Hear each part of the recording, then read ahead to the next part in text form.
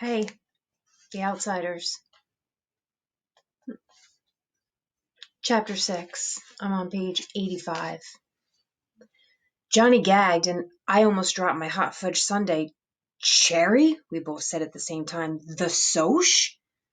Yeah, Dally said. She came over to the vacant lot the night Two-Bit was jumped. Shepard and some of his outfit and us were hanging around there when she drives up in her little old Stingray. That took a lot of nerve. Some of us was for jumping her then and there, her being the dead kid's girl and all, but Two-Bit stopped us. Man, next time I want a broad, I'll pick up my own kind. Yeah, Johnny said slowly, and I wondered if he, like me, he was remembering another voice, also tough and just deepened into manhood, saying, Next time you want a broad, pick up your own kind. That was the Soch. It gave me the creeps. Dally was going on. She said she felt like the whole mess was her fault, which it is, and that she'd keep up with what was coming off with the Soches in the rumble and would testify that the Soches were drunk and looking for a fight and that you only fought back in self-defense. That little gal sure does hate me. I offered to take her over to the Dingo for a Coke, and she said, No, thank you, and told me where I could go in very polite terms. She was afraid of loving you, I thought. So Cherry Valance, the cheerleader, Bob's girl, the Soch, was trying to help us. No, it wasn't Cherry the Soch who was helping us. It was Cherry the dreamer who watched sunsets and couldn't stand fights. It was hard to believe a Soch would help us, even a Soch that dug sunsets. Dally didn't notice. He had forgotten about it already. Man, this place is out of it. What do they do for kicks around here? Play checkers? Dally surveyed the scene without interest. I ain't never been in the country before. Have you two? Johnny shook his head, but I said, Yeah, Dad used to take us all hunting. I've been in the country before. How'd you know about the church? I got a cousin that lives around here somewheres. Tipped me off that it would make a tough hideout in case of something.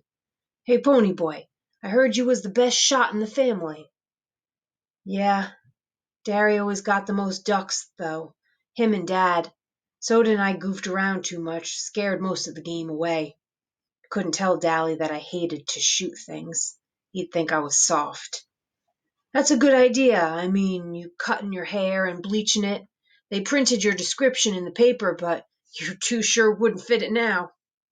Johnny had been quietly finishing his fifth barbecue sandwich, but now he announced, We're going back and turn ourselves in. It was Dally's turn to gag. Then he swore a little. Then he turned to Johnny and demanded, What? I said we're going back and turn ourselves in, Johnny repeated. Quiet voice. I was surprised but not shocked. I had thought about turning ourselves in a lot of times, but apparently the whole idea was a jolt to Dallas. I got a good chance of being let off easy, Johnny said desperately, and I didn't know if it was Dally he was trying to convince or himself. I ain't got no record with the fuzz, and it was self-defense. Ponyboy and Cherry can testify to that, and I don't aim to stay in that church all my life. That was quite a speech for Johnny. His big black eyes grew bigger than ever at the thought of going to the police station, for Johnny had a deathly fear of cops. But he went on, We won't tell you that you helped us, Dally, and we'll give you back the gun and what's left of the money and say we hitchhiked back so you won't get into any trouble, okay? Dally was chewing the corner of his ID card, which gave his age as 21 so he could buy liquor. Sure you want to go back? Us greasers get it worse than anybody else. Johnny nodded. I'm sure. It ain't fair for Ponyboy to have to stay up in that church with Derry and Soda worrying about him all the time. I don't guess my parents are worried about me or anything. The boys are worried, Derry said in a matter-of-fact voice. Two-Bit was going to Texas to hunt for you. My parents? Johnny repeated doggedly. Did they ask about me? No, said Dally. "They didn't! Blast it, Johnny! What do they matter? Shoot, my old man don't give a hang whether I'm in jail or dead in a car wreck or drunk in the gutter. That don't bother me none." Johnny didn't say anything, but he stared at the dashboard with such hurt bewilderment that I could have bawled. Dally cussed under his breath and nearly tore out the transmission of the T-Bird as we roared out of the Dairy Queen. I felt sorry for Dally. He meant it when he said he didn't care about his parents, but he and the rest of the gang knew Johnny cared and did everything they could to make it up to him. I don't know what it was about Johnny. Maybe that lost puppy look or those big scared eyes were what made everyone his big brother.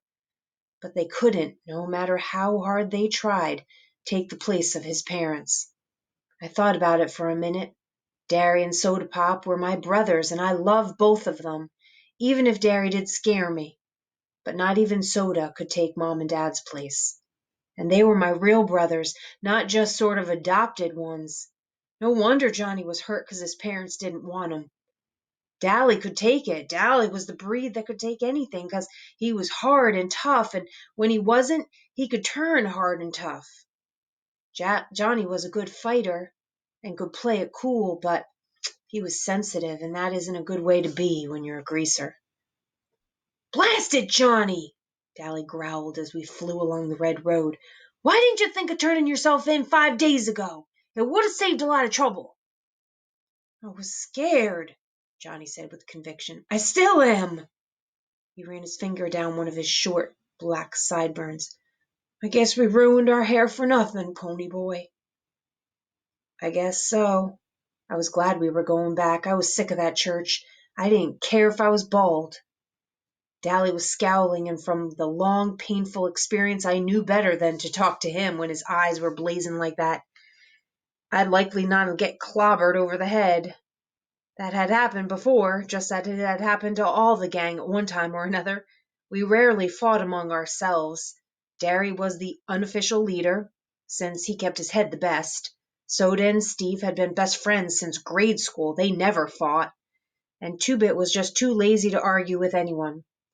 Johnny kept his mouth shut too much to get into any arguments, and nobody ever fought with Johnny. I kept my mouth shut too, but Dally was a different matter. If something beefed him, he did not keep quiet about it, and if you rubbed him the wrong way, look out. Not even Derry wanted to tangle with him. He was dangerous. Johnny just sat there and stared at his feet. He hated for any one of us to be mad at him. He looked awful sad. Dally glanced at him out of the corner of his eye. I looked out the window. "Johnny," Dally said in a pleading high voice, using a tone I'd never heard. "Johnny, I ain't mad at you. I just don't want you to get hurt. You don't know what a few months in jail can do to you. Ugh, blast it, Johnny." He pushed his white blonde hair back out of his eyes. "You get hardened in jail. I don't want that to happen to you, like it happened to me." I kept staring out the window at the rapidly passing scenery, but I felt my eyes getting round. Dally had never talked like that before. Never. Dally didn't give a Yankee dime about anyone but himself. And he was cold and hard and mean. He never talked about his past or being in jail that way. If he even talked about it at all, it was only to brag. And I suddenly thought of Dally, in jail, at the age of 10. Dally, growing up on the streets. "Would you rather have me live in hideouts for the rest of my life, always on the run?" Johnny asked seriously. If Dally had said yes, Johnny would have gone back to that church without hesitation. He figured Dally knew more than he did, and Dally's word was law. But he knew he had never heard Dally's answer, for as we reached the top of Jay Mountain, and Dally suddenly slammed on the brakes and stared. "Oh, glory," he whispered. The church was on fire. "Let's go see what the deal is," I said, hopping out. "Well, what for? Get back in here before I beat your head in." I knew Dally would have parked the car and catch me before he could carry out his threat. Johnny was already out and following me, so I figured I was safe. We could hear them cussing us out, but he wasn't mad enough to come after us. There was a crowd at the front of the church, mostly little kids, and I wondered how they had gotten there so quickly. I tapped the nearest grown-up. "What's going on?" "Well, we don't know for sure," the man said, with a good-natured grin. "We were having a school picnic up here, and the first thing we knew, the place is burning up. Thank goodness this is wet season, and the whole thing is worthless anyway." Then to the kids he shouted, "Stand back, children! The firemen will be coming soon." "I bet we started it," I said to Johnny. "We must have dropped a lighted cigarette or something." About that time a lady came running up. "Jerry, some of the kids are missing." "Oh, they're probably around here somewhere. You can't tell with all this excitement where they might be." "No, they've been missing for at least a half hour. I thought they were climbing the hill." And then we all froze. Faintly, just faintly, you could hear someone yelling, and it sounded like it was coming from inside the church. The woman went white. "I told them not to play in the church. I told them." She looked like she was going to start screaming, so Jerry shook her. "I'll get them. Don't worry." I started at a dead run for the church, and the man caught my arm. "I'll get them. You kids, stay out." I jerked loose and I ran on. All I could think of is, we started it. We started it. I wasn't about to go through that flaming door, so I slammed a big rock through the window, pulled myself in. It was a wonder I didn't cut myself to death now that I think about it. "Hey, Pony Boy!" I looked around, startled. I hadn't realized that Johnny had been right behind me all the way. I took a deep breath and started coughing. The smoke filled my eyes and they started watering. "Is that guy coming?" Johnny shook his head. "The window stopped him." "Too scared?" "Nah, too fat." I couldn't laugh because I was scared I'd drown in smoke. The roar and crackling was getting louder, and Johnny shouted the next question. "Where's the kids?" "In the back, I guess," I hollered, and we started stumbling through the church. I should be scared, I thought with an odd, detached feeling, but I'm not. The cinders and the embers began falling on us, stinging and smarting like ants. Suddenly, in the red glow and the haze, I remember wondering what it was like in a burning ember. And I thought, now I know. It's a red hell. Why aren't I scared? We pushed open the door to the back room and found 4 or 5 little kids, about 8 years old or younger, huddled in a corner. One was screaming his head off, and Johnny yelled, "Shut up! We're gonna get you out!" The kid looked surprised and quit hollering. I blinked myself. Johnny wasn't behaving at all like his old self. He looked over his shoulder and saw that the door was blocked by flames, then pushed open the window and tossed out the nearest kid. I caught one quick look at his face. It was red-marked from falling embers and sweat-streaked, but he grinned at me. He wasn't scared either. There was the only time I can think of when I saw him without that defeated, suspicious look in his eye. He looked like he was having the time of his life. I picked up a kid, and he promptly bit me, but I leaned out the window and dropped him as gently as I could, being in a hurry like that. A crowd was there by that time. Dally was standing there, and when he saw me, he screamed, "For Pete's sake, get out of there! That roof's gonna cave in any minute! Forget those blasted kids!" I didn't pay any attention, although pieces of the old roof were crashing down too close for comfort. I snatched up another kid, hoping he didn't bite, and dropped him without waiting to see if he landed okay or not. I was coughing so hard I could hardly stand up. I wished I had time to take off Dally's jacket. It was hot.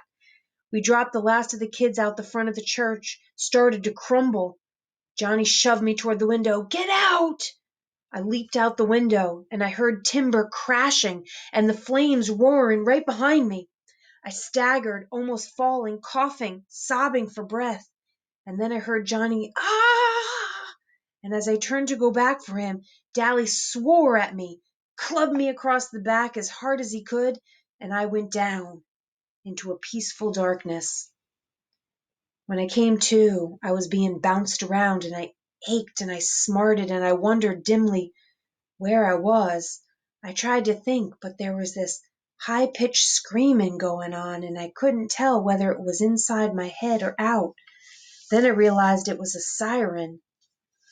The fuzz, I thought dully. The cops have come for us. I tried to swallow a groan and wished wildly for soda. Someone with a cold, wet rag was gently sponging off my face, and a voice said, "I think he's coming around."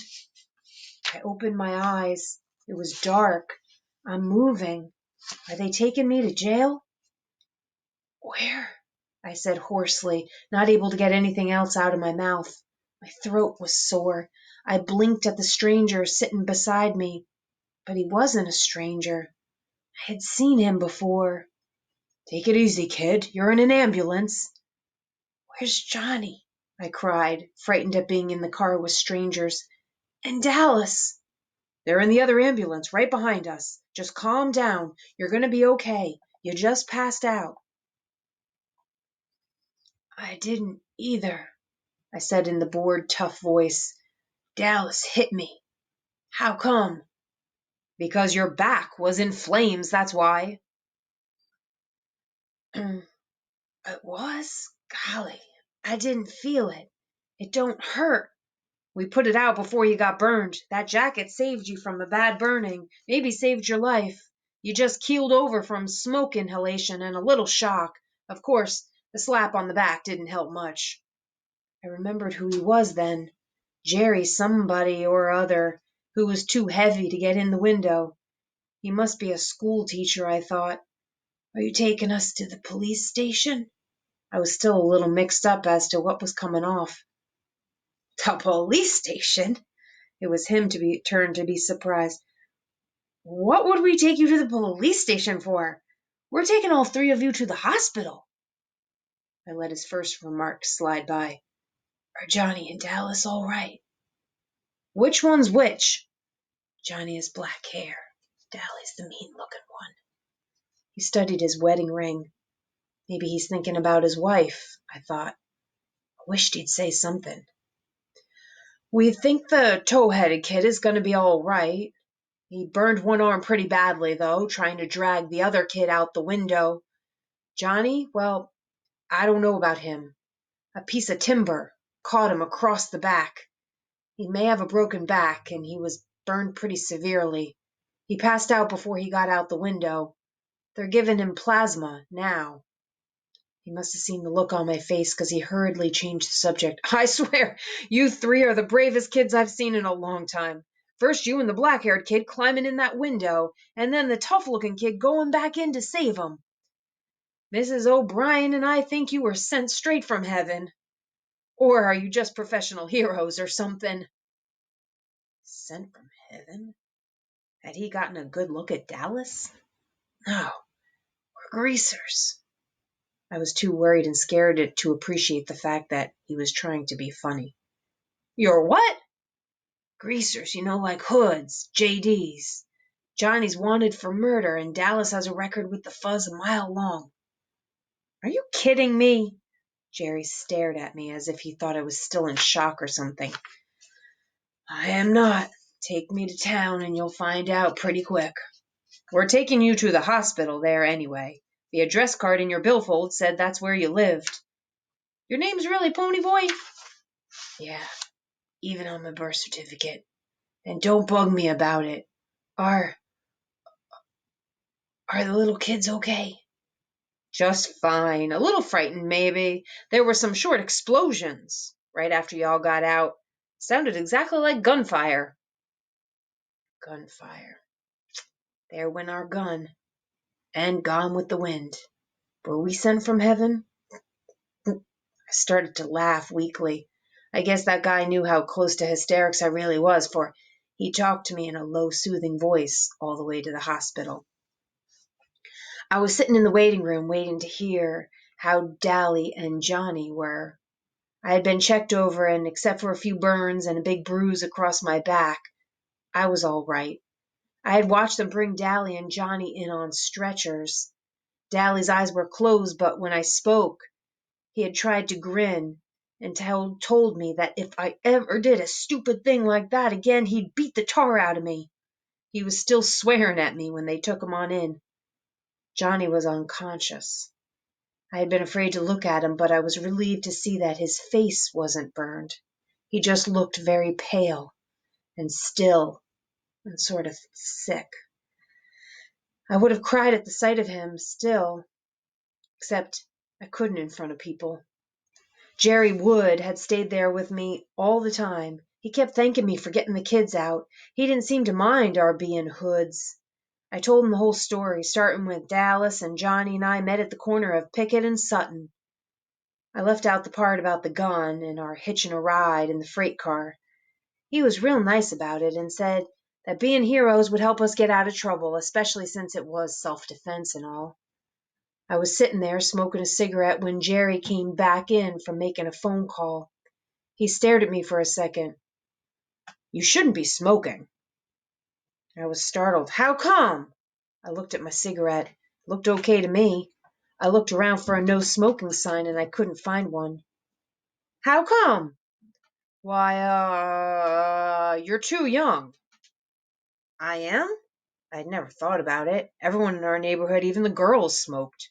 Except for Derry, who was too proud of his athletic health to risk a cigarette. We all started smoking at an early age. Johnny had been smoking since he was 9. Steve started at 11. So no one thought it was unusual when I started. I was the weed fiend in my family. Soda smokes only to steady his nerves or when he wants to look tough. Jerry simply sighed and then grinned. "There are some people here that want to see you. Claim to be your brothers or something." I leaped up and ran for the door, but it was already open and Soda had me in a bear hug and was swinging me around. I was so glad to see him I could have bawled. Finally he set me down and looked at me. He pushed my hair back. "Oh, Pony Boy, your hair! Your tough, tough hair!" Then I saw Derry. He was leaning in the doorway wearing his olive jeans and a black t-shirt. He was still tall, broad-shouldered Derry, but his fists were jammed into his pockets and his eyes were pleading. I simply looked at him. He swallowed and said in a husky voice, "Pony Boy." I let go of Soda and I stood there for a minute. Derry didn't like me. He had driven me out that night. He had hit me. Derry hollered at me all the time. He didn't give a hang about me. And suddenly I realized, horrified, that Derry was crying. He didn't make a sound, but tears were running down his cheeks. I hadn't seen him cry in years, not even when Mom and Dad had been killed. I remembered the funeral. I had sobbed in spite of myself. Soda had broken down and bawled like a baby, but Derry had only stood there, his fists in his pockets, and that look on his face, the same helpless, pleading look that he was wearing now. In that second, what Soda and Dally and Two-Bit had been trying to tell me, it came through. Derry did care about me, maybe as much as he cared about Soda, and because he cared, he was trying too hard to make something of me. When he yelled, "Pony, where have you been all this time?" he meant, "Pony, you scared me to death. Please be careful, because I couldn't stand it if anything happened to you." Derry looked down and turned away. Suddenly I broke out of my daze. "Derry!" I screamed, and the next thing I knew, I had him around the waist and he was squeezing the daylights out of him. "Derry, I'm sorry." He was stroking my hair and I could hear the sobs racking him as he fought back the tears. "Oh, Pony, I thought we lost you, like we did Mom and Dad." That was his silent fear then, of losing another person he loved. I remembered how close he and Dad had been. I wondered how I could ever have thought him hard and unfeeling. I listened to his heart pounding through his t-shirt, and I knew everything was going to be okay now. I had taken the long way around, but I was finally home to stay.